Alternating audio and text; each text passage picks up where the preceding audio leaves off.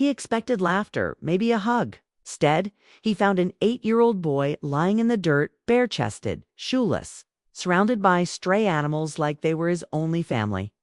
The millionaire froze. The power, the private jet, the polished shoes, none of it mattered now.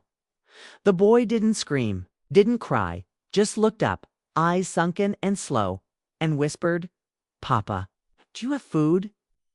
In that moment, the man who had everything realized he had failed at the one thing that mattered. This is the story of a father's reckoning. Comment your city if you're watching. G.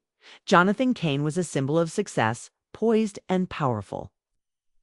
The media called him America's Silicon Pharaoh, a black man who defied odds and built a billion-dollar tech empire.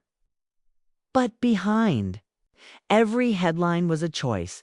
The day he walked away from his young wife and newborn son, chasing dreams he believed couldn't include them. Years passed. Mansions replaced memories. His ex-wife stopped calling. He told himself they were better off without his chaos. That money could one day fix what time had eroded. But one morning, a letter arrived. No threats, no blame. Just 5 words. Your son asks about you. Stirred something, deep shame, curiosity, guilt. Jonathan boarded a private jet back to the crumbling town he once called home. He expected awkward hugs and second chances. What he found instead would expose not just the consequences of abandonment, but a painful truth about race, class, and human worth. The sun was merciless as Jonathan drove past sagging rooftops and graffiti-covered walls. His tinted windows reflected a world he had long abandoned. This was where his success began and where he left behind the people who once believed in him. He pulled up to the address. No mailbox, no paved walkway. Just dirt, trash, and a broken fence.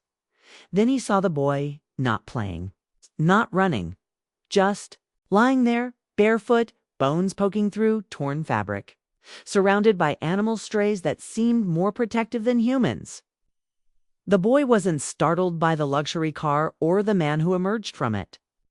He just stared, hollow and tired. Jonathan's throat tightened. Could this really be his son? He took a step closer. Still no sign of the boy's mother. No warmth, no toys, no sense that this was ever a home. A neighbor peeked from behind a curtain, then quickly disappeared. Another crossed the street, avoiding eye contact entirely. The air felt thick with silence and judgment.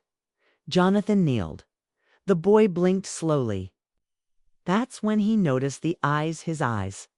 The child didn't scream, didn't smile, just opened his mouth and whispered something so devastating. It shattered every illusion Jonathan had about himself, his legacy, and his worth. Because when the boy finally spoke, it wasn't a greeting. It was a plea. And suddenly, this millionaire wasn't powerful. He was helpless. The boy's lips trembled. Dust clung to his cheeks. With the faintest voice, he whispered, "Papa, can you give me something to eat?" Time froze. Jonathan staggered backward like he'd been punched. Hunger. That's what his child knew. Not safety. Not bedtime stories. Hunger. His brain raced to rationalize maybe the mother was sick. Maybe help hadn't come. Maybe, but excuses couldn't rewrite what stood before him. His son, starving like an animal in a forgotten corner of America. He had built companies, donated to causes, and even spoken about inequality on stages. But none of that mattered here. Not to the boy. Not in this moment. His empire couldn't buy forgiveness. His money couldn't erase this truth. This wasn't just a family he left. This was a consequence he could no longer ignore. Dear audience, if you're enjoying the story, don't forget to give it a like. It really helps. Jonathan carried his son that day, weak, weightless, nearly fading. Later, doctors confirmed severe malnutrition. The mother had been hospitalized for weeks. No one came, no one cared.